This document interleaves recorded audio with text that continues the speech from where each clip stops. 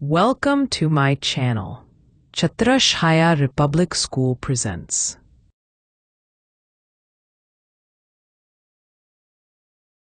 क्या कभी सोचा है कि एक छोटा सा नन्हा सा बीज अपने अंदर कितनी बड़ी दुनिया छिपाए बैठा है?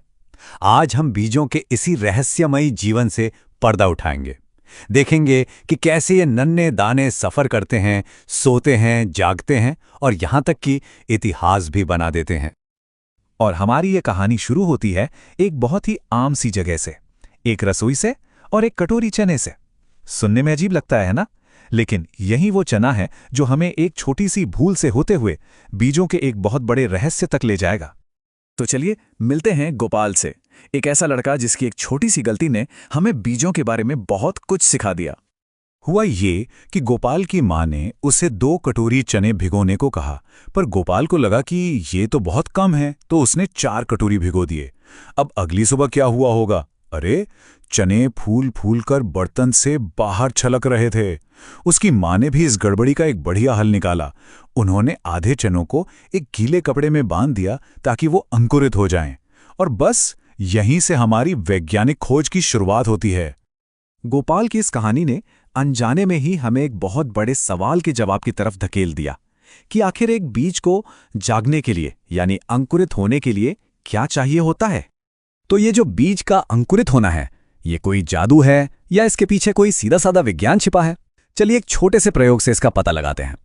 देखिए, इस एक्सपेरिमेंट से सब साफ हो जाता है। पहली कटोरी में बीज पानी में पूरी तरह डूबे थे तो उन्हें हवा नहीं मिली और वो अंकुरित नहीं हुए।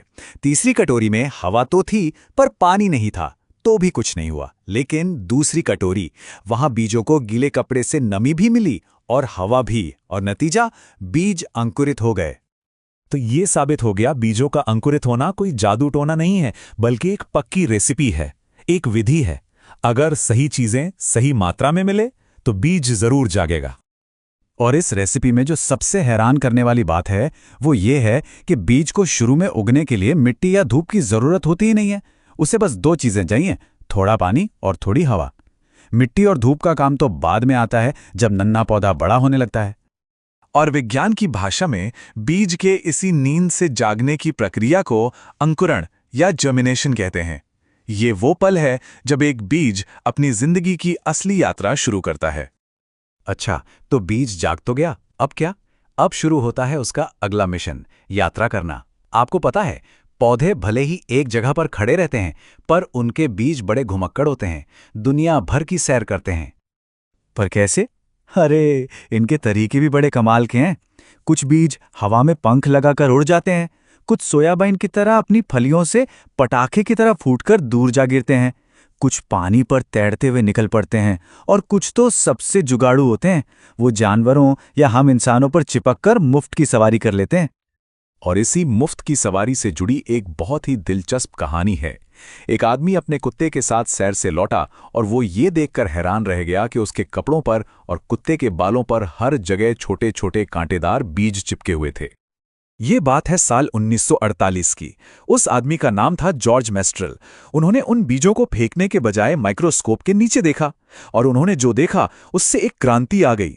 उन्होंने पाया कि बीजों में हजारों नन्हे नन्हे हुक थे जो किसी भी रेशे वाली चीज में फंस जाते थे, और बस यहीं से उन्हें वेल्क्रो बनाने का आइडिया आया। सोच कर देखिए, वेल्क्रो, एक ऐसी चीज जो आज हम सब इस्तेमाल करते हैं, उसका आइडिया प्रकृति से, एक सफर करते हुए बीज से मिला। तो अगली बार जब वेल्क्रो की चर वाली आवाज सुने तो उस नन्हे से बीज को जरूर याद कीजिएगा। लेकिन अगर बीजों के ट्रैवल पार्टनर की बात करें तो हम इंसानों से बड़ा कोई नहीं। हम ही हैं जिन्होंने बीजों को दुनिया के कोने कोने तक पहुंचाया है। चलिए देखते हैं कैसे। हजारों सालों से जब भी इंसान व्यापार या यात्रा के लिए एक जगह से दूसरी जगह गए, वो अपने साथ बीज भी ले गए, और इसी लेन देन ने हमारे खाने की थाली का नक्शा हमेशा हमेशा के लिए बदल दिया। ये जानकर शायद बहुतों को हैरानी होगी कि हमारे खाने की कई पसंदीदा चीजें असल में भारत की हैं ही नहीं। जैसे एक कविता कहती है, दक्षिण अमेरिका से बहुत पहले आया एक टमाटर, एक आलू और एक हरी मिर्च। जी हाँ, टमाटर, आलू और हरी मिर्च, जिसके बिना हमारा खाना अधूरा है। ये सब एक लंबा समुद्री सफर तय करके दक्षिण अमेरिका से हम तक पहुंचे हैं। और मेहमानों की लिस्ट यहीं खत्म नहीं होती। कहानी आगे बढ़ती है। यूरोप से गोभी और मटर आए तो अफ्रीका से हमारी सुबह की कॉफी और पसंदीदा भिंडी पहुंची। तो हमारी रसोई सचमुच एक दुनिया का नक्शा है ना? गोभी और मटर यूरोप से, तो कॉफी और भिंडी अफ्रीका से। सबने आकर हमारी थाली को और भी रंगीन बना दिया। लेकिन इसका मतलब ये नहीं कि भारत ने दुनिया को कुछ नहीं दिया। अरे, फलों का राजा आम, केला, सेहतमंद पालक और बैंगन, ये सब भारत की ही देन है जो यहाँ से पूरी दुनिया में फैले। तो असल में हमारी हर थाली सिर्फ एक भोजन नहीं है, वो एक कहानी है, यात्रा की, व्यापार की और हजारों साल पुराने इतिहास की। एक कहानी जो बीजों ने लिखी है।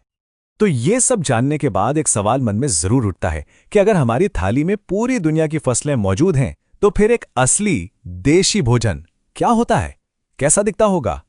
वाकई ये सोचने वाली बात है।